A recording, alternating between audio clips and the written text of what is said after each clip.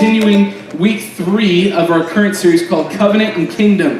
And if you remember the last couple of weeks, last week we weren't here because we were serving downtown on Saturday, had a blast serving with some of you. We're really pressing into and learning how can we be people who don't just go to church, but how can we be people who are the church alongside each other.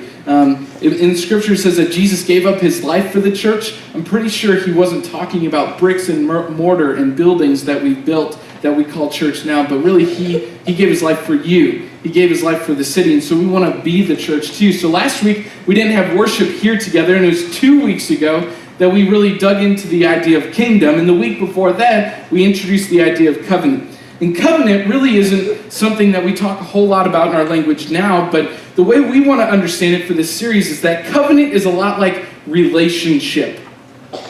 Covenant is this way that God establishes this relationship with us, but oftentimes we're convinced, or we've been told along the way, or somewhere religion introduced for us that covenant and this relationship with God was all based on how we perform, or how obedient we are, or how much we have our life together, or how much sin is in our lives, right? If we're a little less sinful, then maybe God will want to have a relationship with us a little bit more.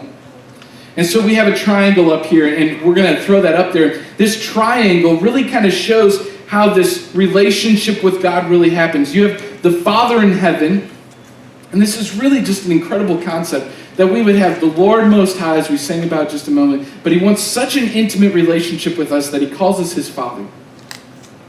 And instead of calling us and saying, I'm your Father, therefore you had better obey, or worse yet, you better obey so then you can call me Father, what God really says to us is, he says, I am the Father of all people.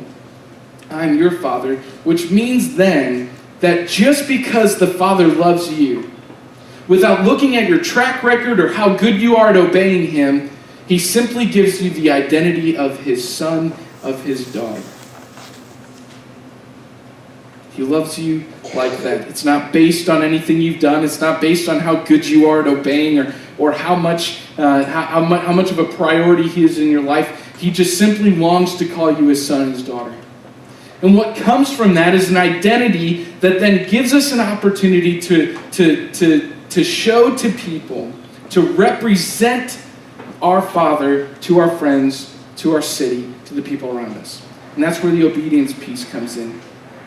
Don't believe the lie that your relationship with God is based on how well you obey, because Satan loves to just cram that down our throats and get us to believe that God's really not that forgiving.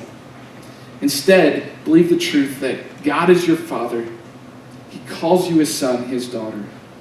Has that intimate relationship with you based totally on his grace in your life, and now calls you to be a representative of him and his love, his grace, his peace in this world. Last week, or 2 weeks ago then, we started to talk about this idea of kingdom. And if covenant really is similar to the idea of relationship, then kingdom really starts to explore the concept of, anybody remember? No? Responsibility. Excellent. So if covenant